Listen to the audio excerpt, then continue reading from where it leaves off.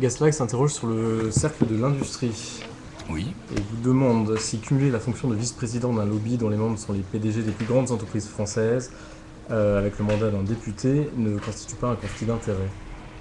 Alors, ça constituerait un conflit d'intérêts si, d'une part, le cercle de l'industrie était un lobby constitué. En quoi ça consiste?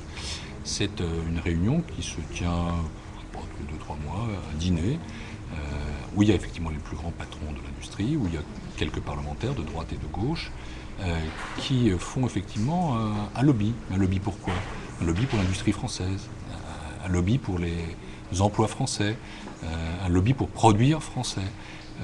Et par exemple, nous rencontrons très fréquemment, d'une part, les grandes personnalités politiques, et puis d'autre part aussi les commissaires européens.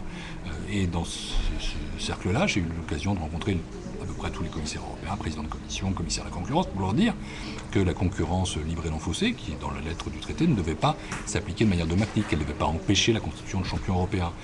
Donc c'est un club, c'est pas un lobby.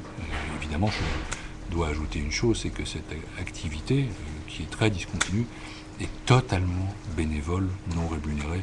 En bref, il s'agit de participer à des réunions. Et si un député ne peut plus participer à des réunions avec des chefs d'entreprise, alors où allons-nous? Non, conflit d'intérêts, c'est absurde.